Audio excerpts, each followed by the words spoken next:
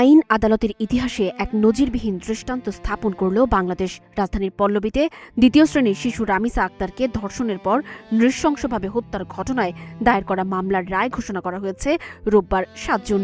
ঘটনার মাত্র ২০ দিনের মাথায় এবং আনুষ্ঠানিক বিচার শুরুর মাত্র ৬ কার্যদিবসের মধ্যে ঢাকা মহানগর শিশু সহিংসতা দমন ট্রাইব্যুনাল এই ঐতিহাসিক রায় ঘোষণা করেন। গত ১৯ মে সকালে পল্লবীর পপুলার মডেল হাই স্কুলের শিক্ষার্থী রামিসা নিখোঁজ হয়। খোঁজাখুঁজির এক পর্যায়ে প্রতিবেশী সোহেল রানার ফ্ল্যাট থেকে রামিসার মস্তকবিহীন দেহ এবং বাথরুমের বালতি থেকে বিচ্ছিন্ন মাথা উদ্ধার করা হয়। ঘটনাস্থল থেকে সোহেলের স্ত্রী স্বপ্না এবং পরে নারায়ণগঞ্জ থেকে প্রধান আসামি সোহেল রানাকে গ্রেপ্তার করা হয়। পারফেক্ট ব্লেন্ডের ফ্রেশ মশলা, ভালোবাসার স্বাদ অটুট থাক। ২০ মে রামিসার বাবা বাদী হয়ে পল্লবী থানায় মামলা করলে সোহেল রানা আদালতে অপরাধ স্বীকার করে জবানবন্দি দেয়। এরপর পল্লবী থানার উপপরিদর্শক ওহিদুজ্জামান মাত্র ৫ দিনের মাথায় ২৪ মে আদালতে চার্জশিট জমা দেন। এরপর শুরু হয় আসল জার্নিটা।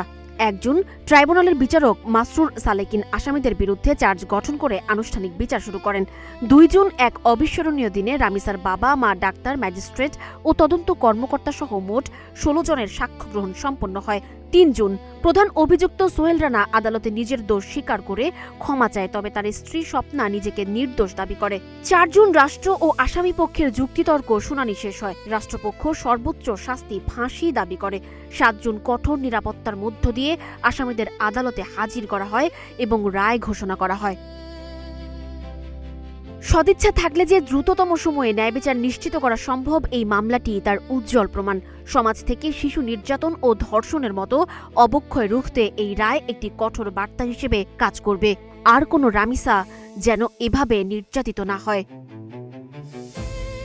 সানজিদা আফরিন, সোনিয়া, নাগরিক, প্রতিদিন।